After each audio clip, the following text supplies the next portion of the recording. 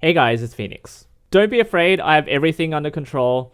Just ignore all the infinity signs right now. Snapshot 20W17A releases a new command for all players. It is /attributes, and it does exactly what that word suggests. So a lot of things in the game have attributes, and you can now use this command to modify many different attributes for the player and the entities around them. So you can basically edit NBT. So you can see some examples on the right hand side on the scoreboard: armor, attack damage, attack speed, knockback resistance, luck, max health, and movement speed are just some of them that you can edit. You may notice a lot of infinity signs on the screen.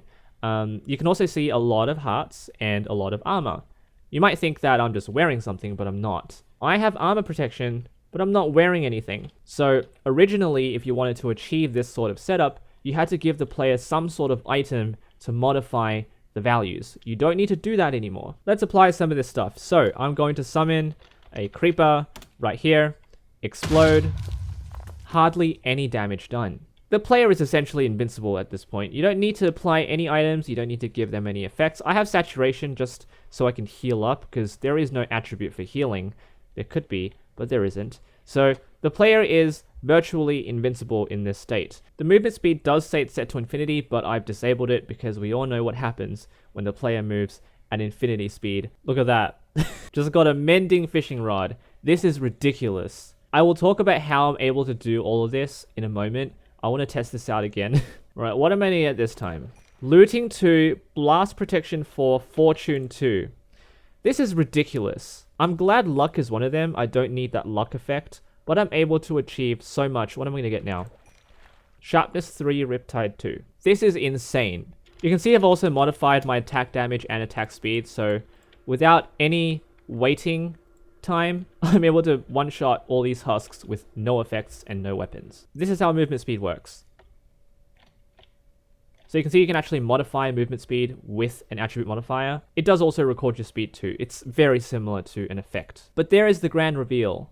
It is actually just 2 billion, but it is 100% possible to store a very large value.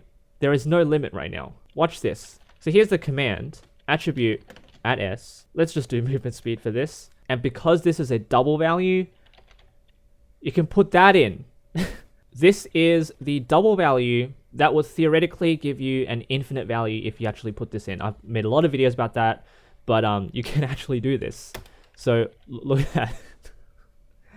Oh my god. Base value for speed set to 1.797 bloody blah blah times 10 to the power of 200. I think that was just the chat limit. I wasn't able to put that in, but I'm going to put it in through a function because you can do that. And here we go. Does not even read it on the scoreboard, but a little tap and you might crash your game. So, oh, well, it actually didn't.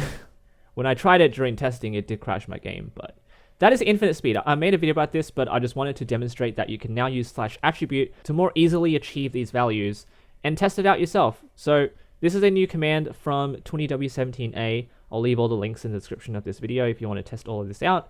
But it is now possible to edit the player attributes. It's just much more convenient, but also kind of game breaking. There are a lot of different ways to use this command, but this is just the simplest way to modify player attributes and any other entity you want. But that's for another time. Thank you all for watching. Leave a like, subscribe for more creative content and news updates for 1.16, and so on and so forth. Take care.